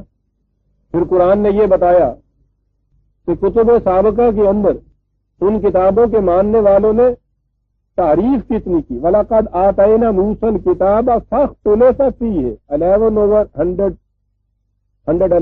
11/111 ہم نے کتاب دی موسیٰ کو اور اس کے متبعین نے اس کے اندر اختلافات پیدا کر دیے۔ دوسری جگہ اس کے متعلق کہا یحرفون الکلم عن مواضعہ ونسوا حظا مما ذکروا بہ 5/13 5/11 کہ ان لوگوں نے 5/13 ان لوگوں نے جو وحی دی تھی اس کا کچھ حصہ تو فراموش ہی کر دیا اور باقی حصے کے اندر تحریف کر دی، بدل دیا اسے۔ آپ دیکھ رہے ہیں قرآن کے یہ دعوی۔ پھر ایک جگہ ہے فویل للذین یکتبون الکتاب بایدیہم ثم یقولون ھذا من عند اللہ 2/89 تو تباہی ہے ان لوگوں کو کہ اپنے ہاتھ سے کچھ وہ لکھتے ہیں اور پھر کہتے یہ ہے کہ یہ خدا کی طرف سے آئی ہوئی جو وحی تھی وہ یہ ہے۔ اب دیکھیے کہ قرآن خود یہ شہادت دے رہا ہے کہ پہلے انبیاء کرام کو جو الدین دیا تھا، جو الکتاب دی تھی، ان کتابوں میں ان کے ماننے والوں نے بعد میں تحریف کیا، تبدیلیاں کی، اختلافات کیے، بہت سا حصہ جو تھا محو ہو گیا، فراموش کر دیا، اور اس طرح سے آگے آتے آتے بات یہاں تک پہنچی کہ قرآن کریم نازل ہوا۔ یہ اس دور میں نازل ہوا کہ جب زندگی کے مستقل اصول اور اقدار مکمل شکل میں، آخری شکل میں اس کتاب کے اندر درج کر دیے، وَتَمَّتْ كَلِمَتُ رَبِّكَ صِدْقًا وَعَدْلًا لَا مُبَدِّلَ لِكَلِمَاتِهِ وَهُوَ السَّمِيعُ الْعَلِيمُ 6/116 6/116 تیرے خدا کی باتیں صدق و عدل کے ساتھ مکمل ہو گئی، کوئی ان میں تبدیلی نہیں پیدا کر سکتا۔ دو باتیں قرآن میں آ گئی کہ دین تکمیل تک پہنچ گیا، اور غیر متبدل ہو گئے، اب اس میں تبدیلی کی ضرورت نہیں۔ اور دوسری جگہ یہ کہہ دیا کہ نحن نزلنا الذکر وإنا لہ لحافظون، ہم نے اس قرآن کو نازل کیا اور ہم اس کی حفاظت کے ذمہ دار ہیں۔ تین باتیں آ گئی، دین مکمل ہو گیا قرآن میں، جو کچھ اس میں دیا گیا ہے اس میں کسی تبدیلی کی ضرورت نہیں ہے، لہذا یہی چیز ختم نبوت میں دلیل ہے۔ اور تیسری چیز یہ کہ خدا نے اس کی حفاظت کا ذمہ لے لیا، محفوظ، مکمل، غیر متبدل۔ اور یہ دعویٰ دنیا میں کسی اہل مذہب کو نہیں۔ یہ عجیب چیز ہے کہ جس شکل میں بھی ان کی کتابیں موجود ہیں ان میں کسی کتاب میں بھی یہ بات نہیں ہے کہ تکمیل ہو گئی ہے اس کے اندر دین کی، ان میں سے کسی میں بھی یہ چیز نہیں ہے کہ اس کی حفاظت کا ذمہ خود خدا نے لے لیا۔ اور ان کے دعاوی کو تو چھوڑیے، جیسا میں نے ابھی عرض کیا ہے، اب تو تاریخی شہادتیں ہمارے سامنے موجود ہیں، وہ خود اہل مذاہب اس کا دعویٰ ہی نہیں کرتے کہ جو کچھ ہمارے پاس ہے یہ اصلی ہے، جو ہمارے نبی کو ملا تھا یا ہمارے بانی مذہب کو ملا تھا۔ قرآن کے محفوظ ہونے کا کی شہادت تاریخ دے رہی ہے، اور جو قرآن کو خدا کی طرف سے دیا ہوا وحی کا ضابطہ مانتا ہے اس کا ایمان یہ ہے کہ یہ مکمل ہے، یہ غیر متبدل ہے۔ اس کی شہادت کہ یہی اب الدین ہے، میں نے جیسا عرض کیا اس کا ٹیسٹ پریگمیٹک ہو گیا۔ حفاظت کی شہادت تو تاریخ دیتی ہے، یہ کہ یہی نظام زندگی ہے جس کے مطابق انسانیت کی مشکلات کا حل ہوگا، اس کا ثبوت اسی صورت میں مل سکتا ہے کہ جس قوم کا جی چاہے اس کو اپنے ہاں قائم کر کے دیکھ لے، اس نظام کو عملاً رائج کر کے دیکھ لے، اور اس نے خود بتایا ہے کہ یہ رائج کرو گے تو اس کا نتیجہ یہ نکلے گا، اور وہ ایسے نتائج ہیں کہ جو ذہنی نہیں ہے کہ تمہیں کیف ملے گا، ایک سرور ملے گا، آسمانوں کی سیر کرو گے یہاں بیٹھے ہوئے، جلوہ ربانی کی تابانیاں تمہارے یہاں تنویر آسمانی پیدا کر دے گی، قطعاً نہیں۔ دعویٰ یہ ہے کہ یہ نظام قائم کرو، کوئی شخص رات کو بھوکا نہیں سوئے گا، تو سیدھی سی بات ہے، یہ نظام قائم کرو، کوئی انسان کسی دوسرے سے انسان کے سامنے جھکے گا نہیں۔ اس قدر محسوس نتائج جی، وہ آخرت کو اٹھا رکھنا تو ایک طرف رہا، میں نے عرض کیا کہ اس دنیا کے اندر بھی یہ چیز نہیں ہے کہ ذوق ہی میں نہ شناسی باخدا تانا چشی، اس شراب کے نشے کی کیفیت تو جبھی معلوم ہو سکتی ہے کہ خود پیو، پینے والے کا نشہ جو ہے وہ بتا ہی نہیں سکتا دوسرے کو کہ یہ کیفیت کیا ہے۔ یہ ساری چیزیں مذہب کی فریب انگیزیاں ہیں، یہ ساری چیزیں تصوف کی سحرکاریاں ہیں۔ الدین اپنے نتائج ہتھیلی پہ سرسوں جما کے بتاتا ہے کہ یہ نظام قائم کرو، کوئی فرد رات کو بھوکا نہیں سوئے گا، ٹیسٹ کر کے دیکھ لو۔ یہ نظام قائم کرو، کسی انسان کے شرف انسانیت میں قطعاً ذرا سی بھی تذلیل نہیں ہوگی۔ یہ نظام قائم کرو تو ہر شخص کے مدارج معاشرے کے اندر اس کے اعمال و کردار و اخلاق کی روح سے قائم ہوں گے، کوئی اور معیار نہیں ہوگا۔ یہ نظام قائم کرو تو پیدائش کی روح سے ایک بچے اور دوسرے انسانی بچے میں کوئی تفریق نہیں ہوگی۔ کیا ان نتائج کا تعلق محض اعتقادات سے ہے؟ کیا اس کے متعلق بھی کہا جا سکتا ہے کہ ہاں صاحب یہ بھی سچا دین ہے اور وہ ہندوؤں کا بھی سچا دین ہے جس میں پیدائش کی روح سے 4 ورن مسلم مانے جاتے ہیں؟ براہمن کے گھر میں پیدا ہونے والا براہمن ایشور کے سر سے پیدا ہوا، ساری عمر دوسروں سے خدمت لینے والا، حتیٰ کہ ان کے دھرم کی یہ چیز ہے کہ اگر کسی عورت کے 10 خامد بھی کیوں نہ ہوں، یہ ان کا شلوک ہے وید کا، براہمن اس کے کندھے پہ ہاتھ رکھ دے تو وہ براہمن کی ہو جائے گی، اس لیے کہ براہمن کا درجہ تو اتنا بڑا ہوا۔ شودر پیدا اس لیے ہوتا ہے پیدائش کے اعتبار سے کہ وہ ان 3 ورنوں کی خدمت کرے، وہ اس سڑک پہ نہیں چل سکتا جس سڑک کے اوپر براہمن چل سکتا ہے۔ میں پوچھتا یہ ہوں کہ یہ نظام زندگی اور یہ نظام زندگی کہ 2 انسانی بچے پیدائش کے اعتبار سے ان میں کسی قسم کا فرق نہیں ہے، تفریق نہیں ہے، تکریم کے اعتبار سے دونوں یکساں ہیں، میں پوچھتا ہوں کہ یہ دونوں نظام جو ہے یہ دونوں سچے ہو سکتے ہیں؟ بجائے تمام مذاہب میں عالمگیر سچائیاں پائی جاتی ہیں، کہہ دیا آزاد صاحب نے، تمام مذاہب سچے ہیں اپنی اپنی جگہ کے، ٹھیک ہے، پوچھنے کی بات یہ ہے کہ اتنی سی بات ہی صرف لے لیجیے، کیا یہ دو چیزیں بجا کے وقت سچی ہو سکتی؟ کیا یہ چیز کہ راجا جو ہے ایشور کا اوتار ہے اور اس کا ہر حکم خدا کے حکم کی طرح ماننا ہوگا، یہ نظام زندگی اور یہ نظام زندگی کہ وامرہم شورا بینہم، یہ اپنے معاملات جو ہیں باہمی مشاورت سے طے کریں گے اور کسی شخص کو حق حاصل نہیں، خواہ وہ نبی بھی کیوں نہ ہو، کہ اپنا حکم دوسرے کے اوپر چلائے۔ میں پوچھتا یہ ہوں کہ یہ دونوں نظام یکساں ہو سکتے ہیں؟ کیا ایک ہی وقت میں ان دونوں کو سچا مانا جا سکے گا؟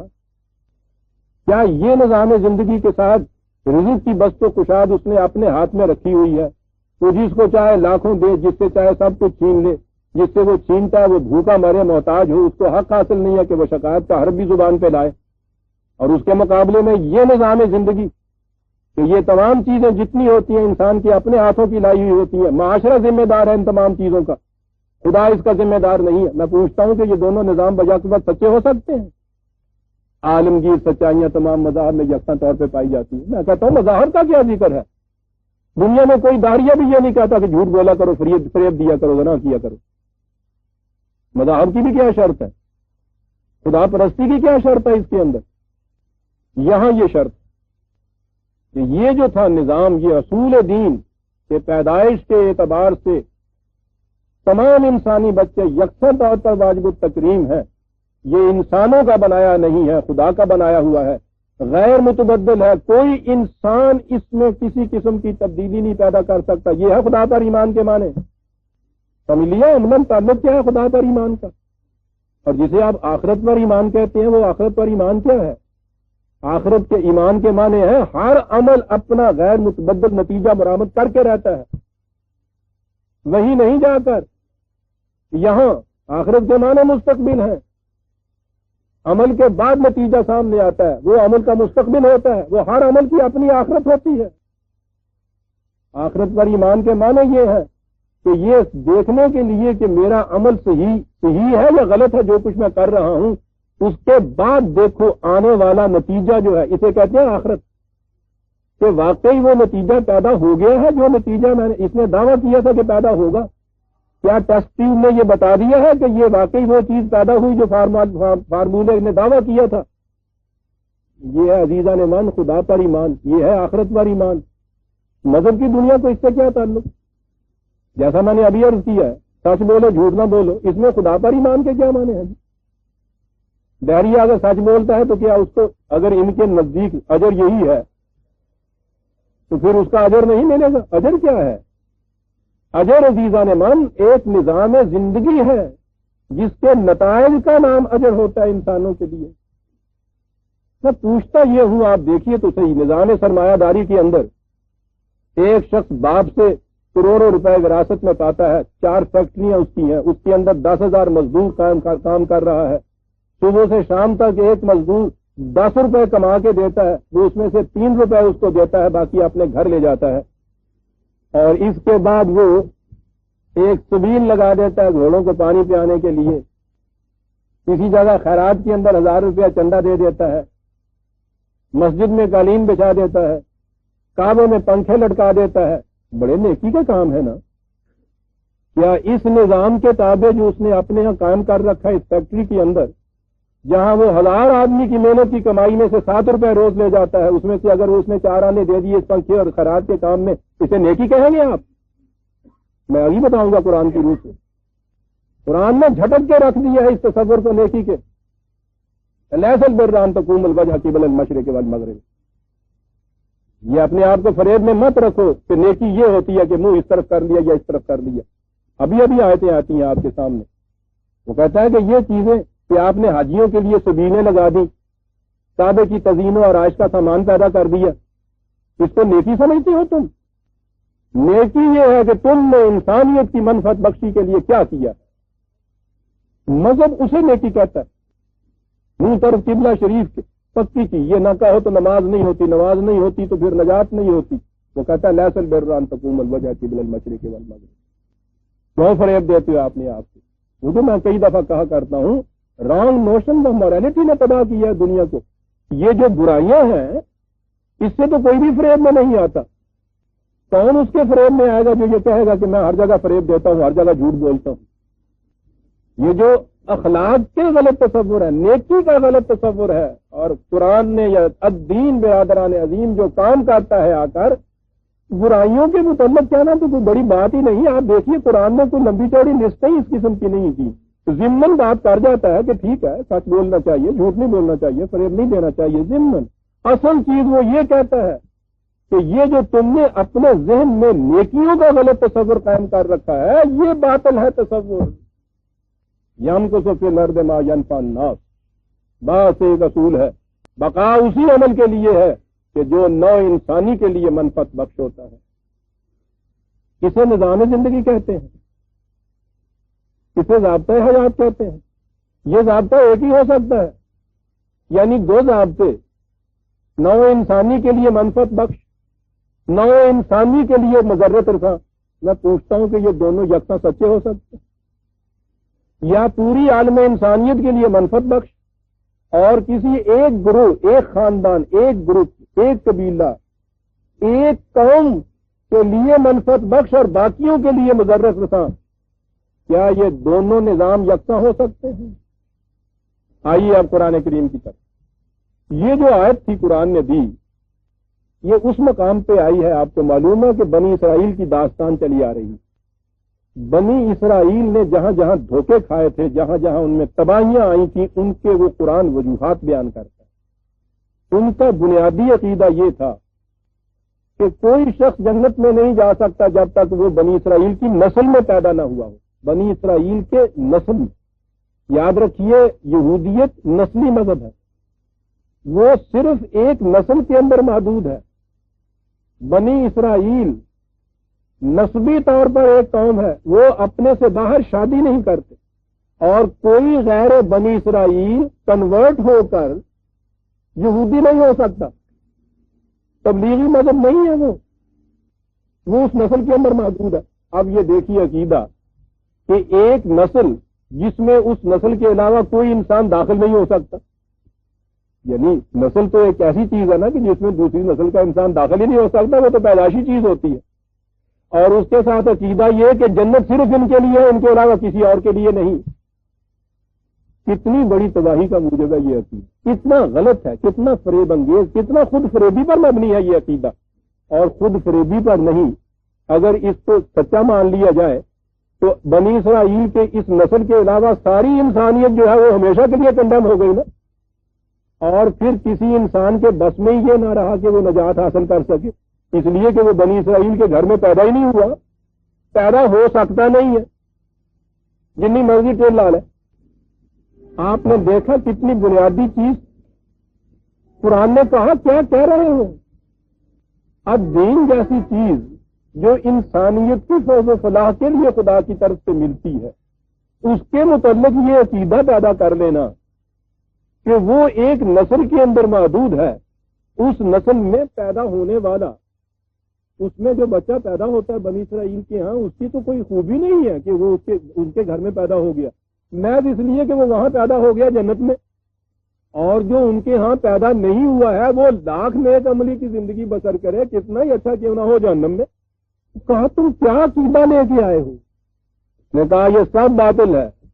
ان الذین آمنوا والذین هادوا والنصارى والصابئین من آمن باللہ والیوم الآخر وعمل صالحا فلہم اجرہم عند ربہم۔ تمام عالم انسانی جو ہے اپنے نام وہ نصارہ لکھا لے، یہودی لکھا لے، مجوسی لکھا لے، مسلمانوں کے گھر میں بھی کیوں نہ پیدا ہو جائے، پیدائش کے اعتبار سے یہاں کوئی چیز نہیں ہے، نئے سرے سے اسے یہ کرنا ہوگا، اور ہر ایک کے لیے یہ دروازہ کھلا ہے۔ ہر شخص ان بنیادی حقیقتوں کے اوپر ایمان لے آئے، اور اس کے بعد اب دو چیزیں اس میں آئی ہیں ساتھ، کہا جائے گا کہ آمنا باللہ والیوم الآخر، کہا تو یہ دو ہی باتیں ہیں، تو عمل صالحا کہا ہے۔ اب اس کی تشریح قرآن خود کرے گا کہ کیا ضابطۂ زندگی یا الکتاب جسے ہم کہتے ہیں اس پہ بھی ایمان لانا ضروری ہے، بس یہی چیز ہے۔ اور پھر ایمان لانا جو ہے اس کے اندر آپ نے دیکھا ان الذین آمنوا بھی آیا ہوا، یعنی یہود و نصارہ اور مجوس و صابئین تو ایک طرف رہے، وہ تو مسلمانوں سے بھی یہ کہہ رہا ہے۔ آپ نے دیکھا کہ یہ تصور کہ پیدائش کے اعتبار سے جس مذہب والوں کے ہاں ہم پیدا ہو جائیں، اس کی نسبت سے ہمیں ایک اجر مل جائے گا. قرآن اس تصور کو کاٹتا ہے یہاں. انسیڈنس آف برتھ جو ہے یہ کوئی شے نہیں ہے, اس پہ بچے کو اختیاری نہیں ہوتا. اس چیز کو معیار قرار دے دینا نجات و سعادت کا تم کہتی ہو, کہتا ہے یہ کیا لغو بات ہے. کسی گھر میں کوئی پیدا ہوا ہو, اور جیسا میں نے عرض کیا ہے وہ یہودی اور نصرانی اور صابئین اور مجوسی دوسری جگہ آیا ہے, سورہ مائدہ میں بھی یہ آیت آئی ہے. وہ تو ایک طرف رہے, وہ تو ان الذین آمنوا کو بھی یہ کہتا ہے کہ مسلمان کے گھر میں پیدا ہو جانے والا بھی یہ اپنے ذہن میں کبھی تصور نہ لے آئے کہ ہم مسلمان ہیں اس لیے ہماری نجات تو ہوگی, کسی اور کی نہیں ہوگی. سوال یہاں یہ ہے نہیں. کسے باشد کوئی بھی ہو, کسی کے گھر میں پیدا ہو چکا ہوا ہو, اس کے لیے, ہر شخص کے لیے اپنے طور پہ ان صداقتوں پر ایمان لانا. ایمان لانا کیا؟ اس فارمولے کو صحیح سمجھنا, یہ ہے ایمان. عمل تو آگے شروع ہوتا ہے جا کے. اگر فارمولے کو کوئی صحیح نہیں سمجھتا تو اس کو وہاں لیبارٹری میں جا کے ٹیسٹ ہی نہیں کرتا. اس کو کہتا مت ماری ہوئی ہے, وقت ضائع کروں میں اپنا. ایمان اسے کہتے ہیں برادران عزیز, اسی فارمولے کی صداقت پر یقین رکھنا. اور عمل صالح ہوتا ہے اس کو جا کے لیبارٹری میں ٹیسٹ کرنا. یہ چیز ہے, ہر انسان کے لیے یہ بات کھلی ہے. اب یہ بات آئی میرے سامنے کہ کیا ایمان صرف یہ اللہ اور آخرت ہے؟ اس میں سے آپ دیکھتے ہیں نا کہ وہ جو بات تھی رسول پہ اور وہ کتاب پہ ایمان, تو اصل چیز تو الکتاب ہے. اصل میں خدا اور بندے کا تعلق عزیزان من اس وحی کی روح سے ہوتا ہے جو خدا انسانوں کی ہدایت کے لیے بھیجتا ہے, اور اس کے سوا کوئی اور تعلق نہیں ہو. الکتاب ہے اصل میں. یہ باقی جتنا قصہ ہے نا, خدا کی طرف سے ضابطہ ملنا, پہلی چیز یہ کہ کسی انسان کا وہ بنایا ہوا نہیں ہو سکتا, وہ غیر متبدل نہیں ہو سکتا. کسی انسان کا بھی کیوں نہ بنایا ہوا ہو, ہاں وہ افلاطون کا سا دماغ کیوں نہ رکھے, وہ آئنسٹائن کا بھی سائنسدان کیوں نہ ہو, تھوڑے سے عرصے کے بعد آپ دیکھیں گے ہر انسانی خیال جو ہے اس میں تبدیلی پیدا ہوتی ہے. تو خدا کی طرف سے ملی ہوئی وحی جو ہے غیر متبدل ہو سکتی ہے. اس پہ میں کبھی پھر بات کروں گا. اللہ پہ ایمان کی یہ معنی, اور آخرت جسے میں نے کہا ہے اس پہ ایمان کے معنی یہ ہے کہ یہ محض اعتقادی شے نہیں ہے, یہ زندگی کے فارمولے ہیں جن کے نتائج مرتب ہونے ہیں. اب دیکھیے یہ کہ قرآن کی روح سے ایمان یہی ہے یا وہ الکتاب کے اوپر بھی ایمان کے لیے زور دیتا ہے. اصل چیز تو وہ ہے. رسول بھی اپنے وقت میں آ کر کتاب دے کر دین کو متشکل کر کے چلا جاتا ہے. خدا ہمارے قیاس و گمان و خیال میں بھی نہیں آ سکتی اس کی ذات. اس سے تعلق ہمارا کیا؟ خدا کے ساتھ تعلق ہمارا اس کتاب کی روح سے باقی رہتا ہے جو ہمارے پاس ہوتی ہے. اسے اسی لیے کلام اللہ کہا گیا ہے. جب ہم صبح کو قرآن پڑھتے ہیں تو خدا ہم سے ہم کلام ہو رہا ہوتا ہے, اور وہ غیر متبدل اس میں فارمولے دیے ہوئے ہیں. اس پہ جب عمل کرتے ہیں نتائج سامنے ہوتے ہیں تو یہ آخرت پر ایمان ہوتا ہے. دیکھیے قرآن کریم کی روح سے 5 اجزاء ہیں ایمان کے. قرآن کی روح وَلَٰكِنَّ الْبِرَّ مَنْ آمَنَ بِاللَّهِ وَالْيَوْمِ الْآخِرِ وَالْمَلَائِكَةِ وَالْكِتَابِ وَالنَّبِيِّينَ 2/177 5 اجزاء ایمان سارے قرآن میں یہی. اللہ پر ایمان, ملائکہ پر ایمان, رسولوں پر ایمان, کتابوں پر ایمان, آخرت پر ایمان. کتابیں اور آخرت موجود, ان سے ایمان سے یہ اجزاء جو ہیں ان کے متعلق بھی میں پھر کبھی عرض کروں گا تفصیل میں کہ یہ اس فارمولے کے اجزاء لا ینفک کیسے بنتے ہیں. اس وقت میں صرف بتاؤں گا یہ کہ یہ نہیں کہ جو اس آیت میں کہہ دیا گیا اللہ اور آخرت پہ ایمان کافی ہو گیا. قرآن یہ کہتا ہے یہ ایمان, اور آگے ہے دوسری جگہ ہے وَمَن یکفر باللہ ہے یعنی کفر. ان چیزوں کو ماننے سے ایمان. وَمَن یکفر باللہ وَمَلَائِکَتِهِ وَکُتُبِهِ وَرُسُلِهِ وَالْیَوْمِ الْآخِرِ فَقَدْ ضَلَّ ضَلَالًا بَعِیدًا 4/136 4/136 5 اجزاء. ان میں سے کسی ایک سے بھی انکار کیا تو کفر ہوا, یہ پورے مانے تو ایمان ہوا. لیکن قرآن کا انداز یہ ہے کہ وہ کہیں تو تفصیل سے بات بیان کرتا ہے, کہیں اجمالاً اس کا ذکر کرتا ہے. یہ سارے قرآن کا انداز ہے, اور اسی لیے اس نے کہا ہے کہ میرے سمجھنے کا طریقہ یہ ہے کہ کسی ایک مقام پہ ایک آیت کو لے کے نہ بیٹھ جاؤ, یہ دیکھو کہ دیگر مقامات میں اس کی تفصیل کیا دی ہے میں نے. یہ 5 میں نے گنا دیے آپ کے سامنے. اب یہ دیکھیے اجمالاً وہ ذکر کرتا ہے ان کا. کہیں ایک جگہ صرف خدا کا ذکر ہے. ان الذین قالوا ربنا اللہ ثم استقاموا تتنزل علیہم الملائکہ 41/30 41/30 جنہوں نے کہہ دیا کہ ہمارا رب اللہ ہے اور پھر اس پر جم کے کھڑے ہو گئے, ان پہ فرشتے نازل ہونے شروع ہو جاتے ہیں.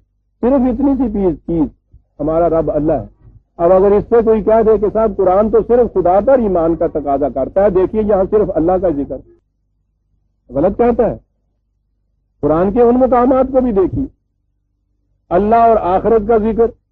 یہی آیت جو ہے ہمارے سامنے, من آمن باللہ والیوم الآخر وعمل صالحا فلہم اجرہم عند ربہم, جو 2/62 جو آیت ہے, اللہ اور آخرت کا ذکر.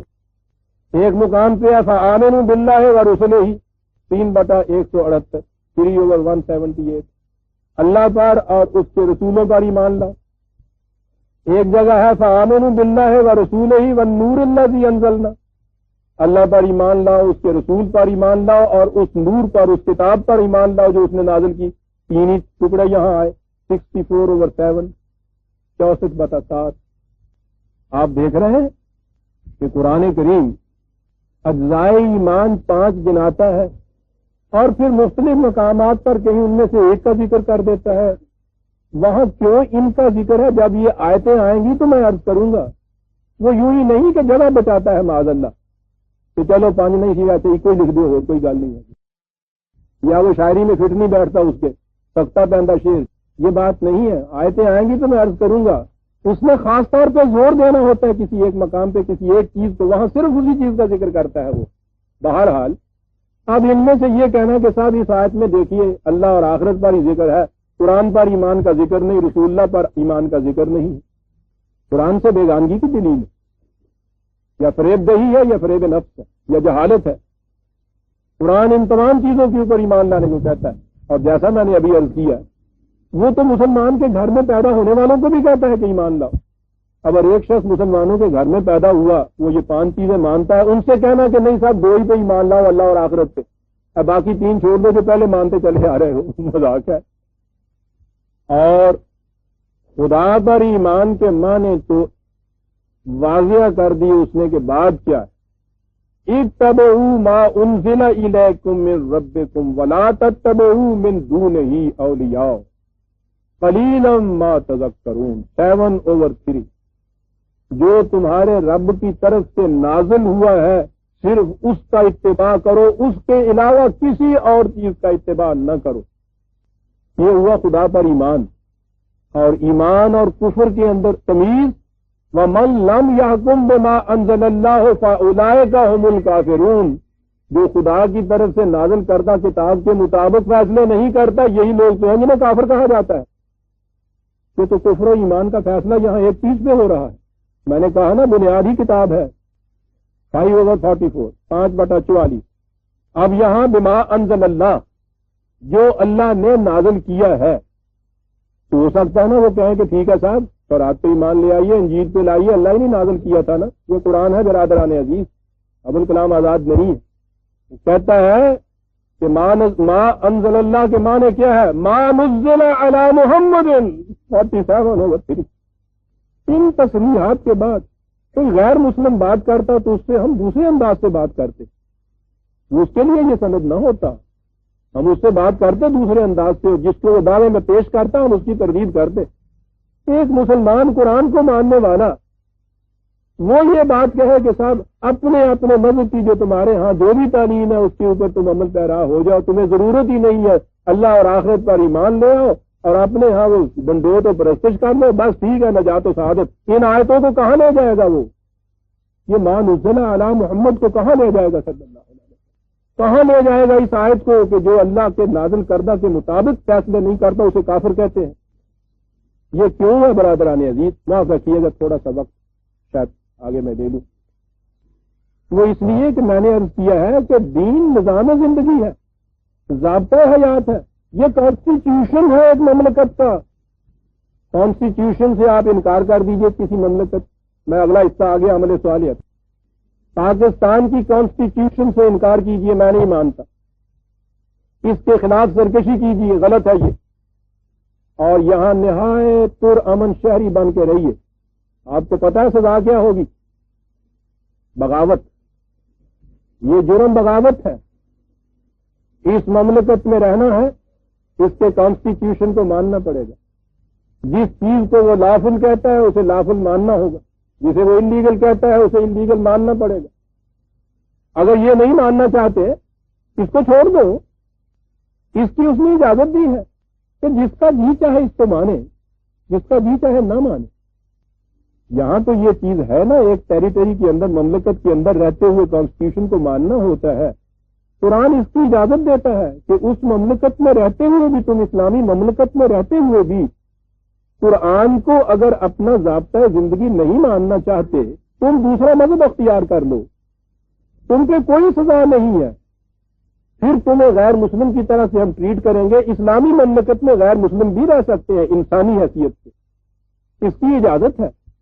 لیکن اگر ایک شخص وہ رہتا ہے سٹیزن آف پاکستان، میں پھر اسی مثال پہ آ جاتا ہوں، اس ٹیریٹری میں رہتا ہے، مملکت میں رہتا ہے، کانسٹیٹیوشن کو فلاؤٹ کرتا ہے، اس کی اپوزیشن کرتا ہے، اس کے خلاف جذبات نفرت پھیلاتا ہے، سرکشی برتتا ہے، اور اس کو گرفتار کر لیا جاتا ہے. وہ کہتا ہے کہ صاحب میں نے تمام قوانین کی پابندی کی ہے، میں تو بڑا پرامن شہری ہوں. یہ ہوئے نا نیک عملی کہ جی میں تو keep to the right left بھی کرتا ہوں.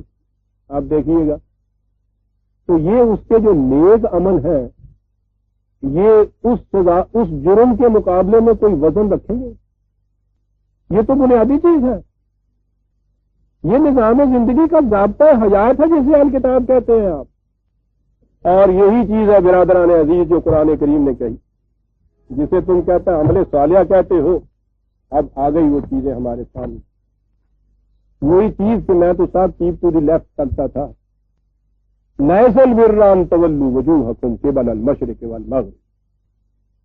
یہ نیکی کا کام نہیں ہے کہ تم اپنا منہ مشرق کی طرف کرتے ہو یا مغرب کی طرف. یاد رکھیے قانون کا جہاں اتباع آئے گا یہ بھی ضروری چیز ہو جائے گی. کیپ ٹو دی لیفٹ بھی بڑا ضروری ہے اس مملکت کے اندر. وہ اگر آپ نہ کریں گے تو وہ ایک جرم ہو جائے گا. یہ مانے نہیں کہ اس کے کچھ مقصد ہی نہیں ہے. کہنا یہ ہے وہ کہ کانسٹیٹیوشن کی اپوزیشن کرنے والا اگر یہ کہے کہ صاحب میں تو ہمیشہ کیپ ٹو دی لیفٹ کا اصول مانتا چلا آتا ہوں، اس لیے میرے خلاف یہ کیوں جرم عائد کیا جاتا ہے، تو اس سے یہ کہا جاتا ہے کہ وہ کوئی شے نہیں اس کے مقابلے میں. یہ ہمارے اس کے لیس البر ان تولوا وجوہکم قبل المشرق والمغرب ولکن البر جو کی نیکی کس کی ہے، من آمن باللہ والیوم الآخر والملائکۃ والکتاب والنبیین. اس پہ تو ایمان ہے. پوری کانسٹیٹیوشن جو ہے اس مملکت کی اس کے اوپر ایمان ہو. اور آگے عمل صالح آپ سن لیجیے، وآتى المال على حبه ذوي القربى واليتامى والمساكين وابن السبيل والسائلين في الرقاب. اور اپنا مال ان کے لیے صرف کرنا چاہیے. دیکھا نیکی کیا ہے؟ ان محتاجوں کے لیے، مسکینوں کے لیے، یہ احتیاج کے لیے، وہ جو جن کی گردنیں کسی کی غلامی کی زنجیر میں ہے، ان کو چھڑانے کے لیے مال خرچ کرے. اقامت الصلاۃ آتوا الزکاۃ والموفون بعہدہم. اقامت صلاۃ، ایتاء زکوٰۃ، اپنے عہدوں کو پورا کرے، وعدوں کو پورا کرے. اذا عہدوا والصابرین فی الباساء والضراء وحین الباس. جب دشمنوں کی طرف سے کئی حملے ہوں، کہیں آفت آئے اس مملکت کے اوپر، ہر مصیبت کو مردانہ وار جھیلے، استقامت سے وہاں جیے، ان کا مقابلہ کرے. اولئک الذین صدقوا. وہ یہ لوگ ہیں جو دعوی ایمان میں سچے ہیں. اولئک هم المتقون. یہ ہیں جنہیں متقی کہا جا سکتا ہے. نہ یہ اتنی سی چیز کے ساتھ میں نے اپنا منہ مشرق کو کر لیا یا مغرب کو کر لیا. 2/177 2/177. کئی آیتیں قرآن کریم میں اس قسم کی ہیں برادران عزیز.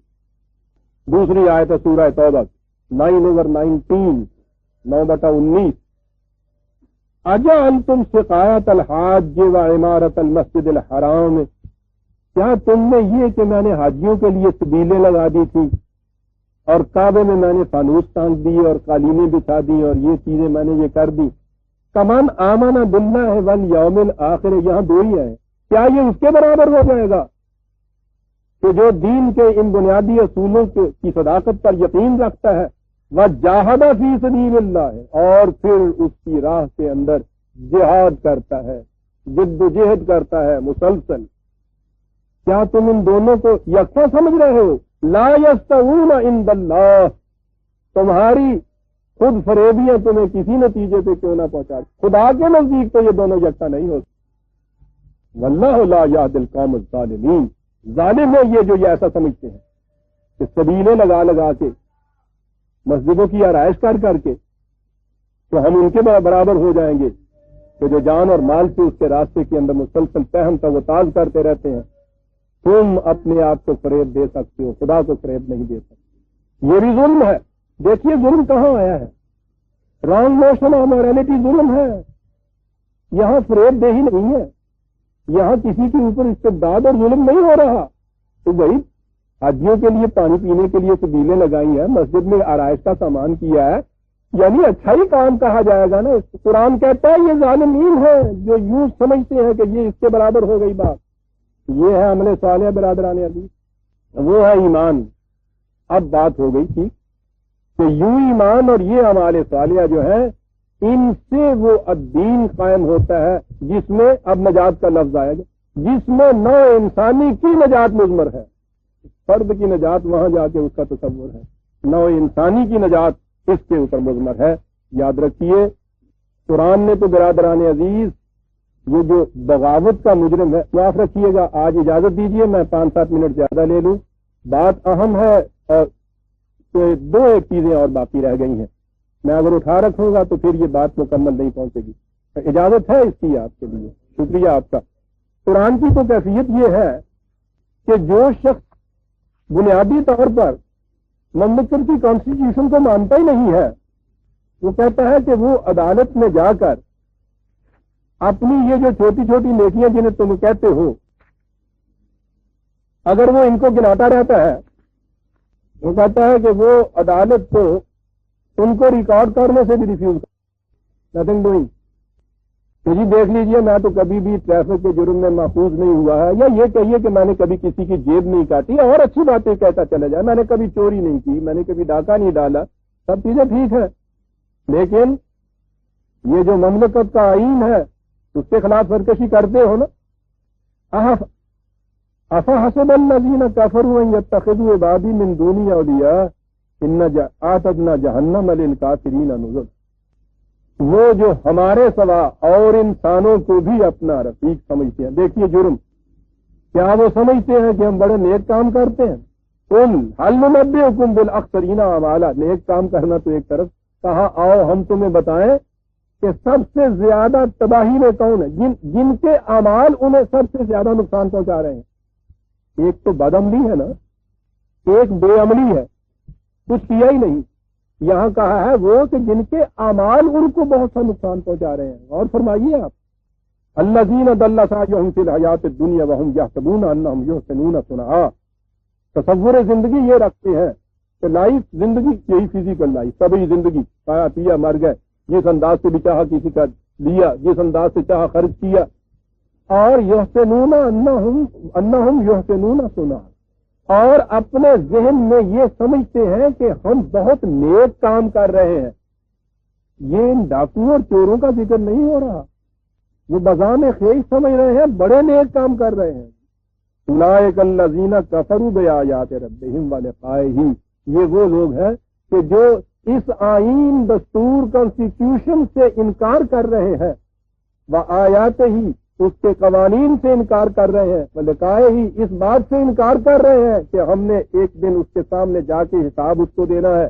وی are responsible to such and such, یہ ہے ترجمہ اس کا، ان سے انکار کرتے ہیں۔ سنیے، فحبطت اعمالہم،